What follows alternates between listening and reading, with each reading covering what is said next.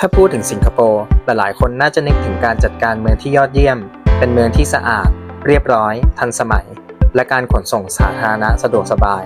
และมีความหลากหลายของประชากร วิดีโอนี้จะพาไปเดินเล่นในสิงคโปร์สำรวจความหลากหลายของศาสนาผ่านศาสนสถานต่างๆ ทริปนี้เราบินกับสายการบินไทยแอร์เวย์สหรือการบินไทยจากสุวรรณภูมิไปสนามบินชางฮีทั้งขาไปและขากลับครับ เมื่อถึงสนามบินชางฮีแวะไปเดินเล่นถ่ายรูปกับ HSBC Rain Vortex น้ำตกในร่มที่สูงที่สุดในโลกที่ G World ก่อนจะเดินทางไปเช็คอินที่พักย่านไชน่าทาวน์แวะกินหลักซาที่ Maxwell เติมพลังก่อนออกเดินสำรวจก่อนจะเริ่มเรื่องศาสนสถานขอเล่าเรื่องประชากรให้ฟังก่อนครับสัดส่วนประชากรของสิงคโปร์ตามศาสนาต่างๆอันดับ 1 ศาสนาพุทธ 31.1%อันดับ 2 ไม่มีศาสนา 20%อันดับ 3 ศาสนาคริสต์ 18.9%อันดับ 4 ศาสนาอิสลาม 15.6%อันดับ 5 ศาสนาเต่าและศาสนาพื้นบ้าน 8.8%อันดับ 6 ศาสนาฮินดู 5%ข้อมูลสัมมโนประชากรหรือเซนซัสนี้สำรวจและรวบรวมสถิติทุกๆ 10 ปี ปีล่าสุดที่สำรวจคือปี 2020 โดย Department of Statistics สิงคโปร์ครับ เราไปเริ่มเดินที่แรกกันที่วัดพระเขี้ยวแก้วหรือ Buddha Tooth Relic Temple ตั้งอยู่ในย่านไชน่าทาวน์เป็นวัดพุทธและพิพิธภัณฑ์ที่จัดแสดงพระบรมสารีริกธาตุพระทนของพระพุทธเจ้า สถาปัตยกรรมของวัดโดดเด่นด้วยรูปแบบที่ได้รับแรงบันดาลใจจากสถาปัตยกรรมวัดจีนในสมัยราชวงศ์ถังผสมผสานกับการออกแบบที่ทันสมัยและรายละเอียดการตกแต่งที่วิจิตรบรรจงสร้างขึ้นในปีพ.ศ. 2551 หรือ ค.ศ.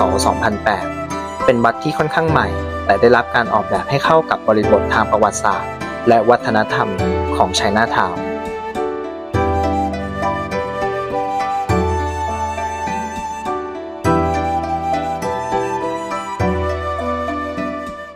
เดินไม่ไกลจากวัดพระเขี้ยวแก้วเราจะพบกับวัดศรีมารยามันครับตั้งอยู่ในย่านไชน่าทาวน์เป็นวัดฮินดูที่เก่าแก่ที่สุดในสิงคโปร์สถาปัตยกรรมโดดเด่นด้วยโคปุรัมหรือซุ้มประตูทางเข้าที่แกะสลักอย่างวิจิตรบรรจงมีรูปปั้นเทพเจ้าฮินดูและสัตว์ในตำนานหลากสีสันมากมายสร้างขึ้นในปีพ.ศ. 2367 หรือ ค.ศ. 1824 โดยผู้อพยพชาวอินเดียใต้ถือเป็นศูนย์กลางทางศาสนาและวัฒนธรรมของชาวฮินดูในสิงคโปร์มาอย่างยาวนานแนะนำสำหรับนักท่องเที่ยวที่ยังไม่เคยเข้าวัดฮินดูส่วนตัวก็เพิ่งรู้ครับว่าวัดปิดช่วงบ่ายและเปิดอีกทีตอน 10 โมงเย็นวันนี้ก็เลยไม่ได้เข้าไปด้านในครับถัดมาเราเดินทางไปที่ย่านกัมปงกลัมเพื่อเยี่ยมชมมัสยิดสุลต่านครับเป็นมัสยิดที่สำคัญและเก่าแก่ที่สุดแห่งหนึ่งของสิงคโปร์และเป็นสถานที่ของศาสนาอิสลามสถาปัตยกรรมมีโดมสีทองขนาดใหญ่ที่เป็นเอกลักษณ์และหออาซานที่งดงามผสมผสานสถาปัตยกรรมแบบเปอร์เซียอินเดียและอิสลามแบบดั้งเดิมสร้างขึ้นในปีพ.ศ. 2367 หรือ ค.ศ. 1824 โดยสุลต่านฮุสเซนชาแห่งยะโฮเพื่อเป็นสถานที่ประกอบพิธีกรรมทางศาสนาของชาวมุสลิมในสิงคโปร์ครับ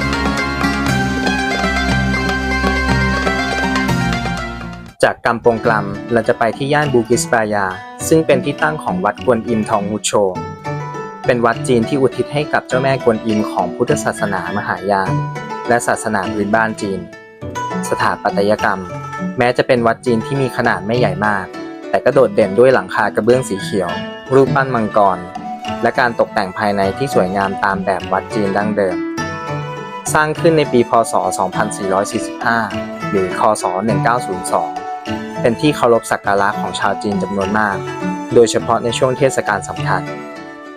เดินต่อไปยังย่านใจกลางเมืองเพื่อเยี่ยมชมโบสถ์เซนต์โจเซฟครับตั้งอยู่ในย่านบาบาซาซีวิกดิสตริก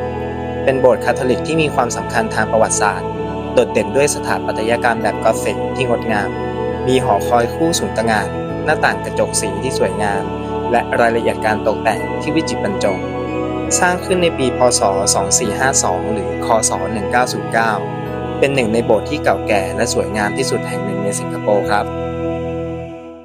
ปิดท้ายการเดินทางเยี่ยมชมศาสนสถานที่วิหารเซนต์แอนดรูว์ ซึ่งอยู่ไม่ไกลจากโบสถ์เซนต์โจเซฟครับตั้งอยู่ในย่านซีวิกดิสตริกดาวทาวน์คอร์เป็นอาสนวิหารแห่งแองกิคันที่ใหญ่ที่สุดในสิงคโปร์เป็นศาสนาคริสต์แองกิคันโดดเด่นด้วยสถาปัตยกรรมแบบนีโอกอธิกที่งดงามด้วยผนังสีขาวบริสุทธิ์หอคอยสูงและหน้าต่างกระจกสีขนาดใหญ่บริเวณรอบๆกว้างขวางและรายล้อมไปด้วยสนามหญ้าและต้นไม้ใหญ่โครงสร้างเดิมของโบสถ์สร้างขึ้นในปี 1846 แต่ถูกฟ้าผ่าเสียหายหลายครั้งอาคารปัจจุบันสร้างเสร็จสมบูรณ์ในปี 1856 และได้รับการยกฐานะเป็นอาสนวิหารในปี 1877 และนี่คือการเดินเล่นในสิงคโปร์1 วันสัมผัสความหลากหลายทางศาสนาและสถาปัตยกรรมอันงดงาม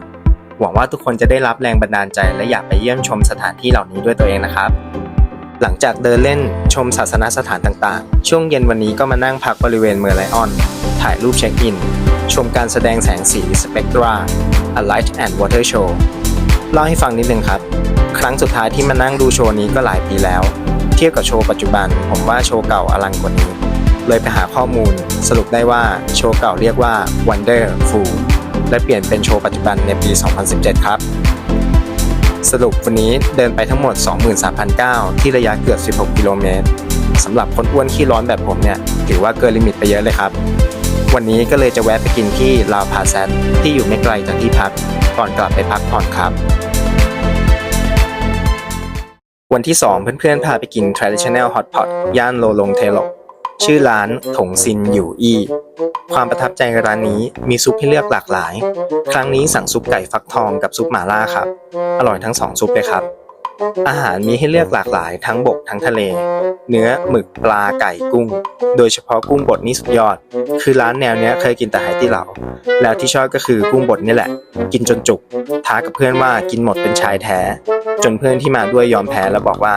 I am female now คือกูเป็นกระเทยแล้วนั่นเองครับวันที่ 3 เราไปดินเนอร์ที่ High House ชั้น 62 ของตึก OUE Sky นั่งกินดื่มและชมวิว Marina Bay ก่อนขึ้นไปต่อที่ Nova ชั้น 63 แนะนำสำหรับ Sky Scraper Rooftop ไม่ควรพลาดครับบรรยากาศดีมาก